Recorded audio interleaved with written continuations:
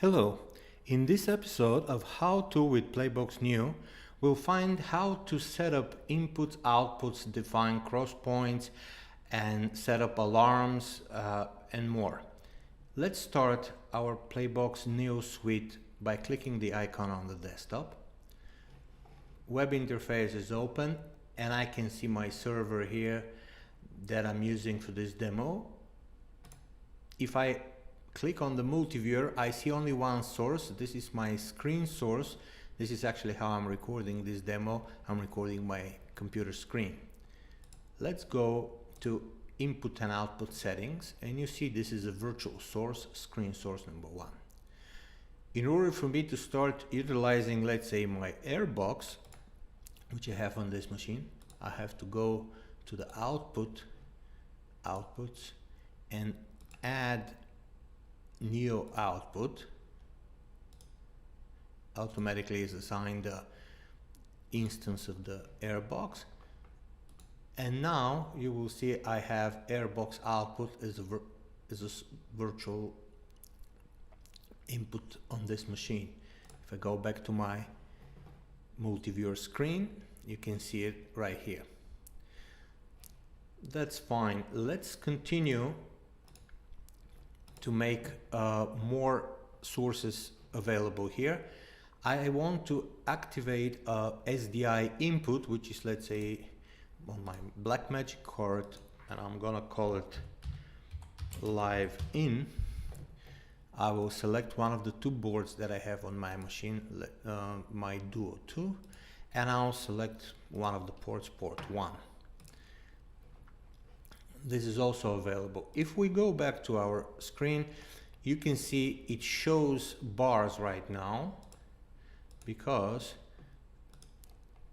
if I go to the settings, you can see the output is enabled to output bars when there's no signal. Currently, I don't have signal on this machine. So let's try to define an output. And in this case, I'm gonna put this main output on my system. Let me first delete it, and then I'll recreate it so you can see how it's happening. I want to create my main output, and I'm gonna use the other board, the extreme board. Use the first port. I'm gonna use 1080i. I'll save it. So currently this is defined, but there is nothing connected to this cross point. So let's go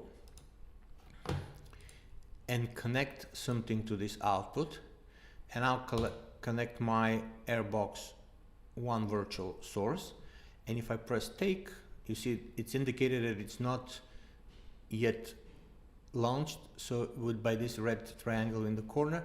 Once I press take, it's already taken. So right now this output is patched to the Blackmagic 4K card, and in turn this card is connected, looped back to the input, so you can see it here.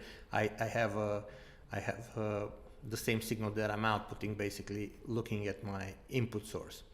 So this way we can see it here on the screen. So I can decide to assign alarms. You see here, enable alarm, disable alarm per any of these inputs, and this is done in order to be able to see if anything happens with these signals, like the signal goes black or goes frozen picture. You hear you see the blinking red outline, or if you enable this, you hear audible alarm. How you can do this? Let me go, and let's say right now I'll go to my output, and this is the output that I'm feeding through the one of the Blackmagic cards, the 4K, looped back to the Duo as a live input. So what I'm gonna do, I'm just gonna select disconnected, take, and this will result in no signals, and we have the alarm set to 5 seconds, and after 5 seconds you see I get signal that there is a detected frozen picture.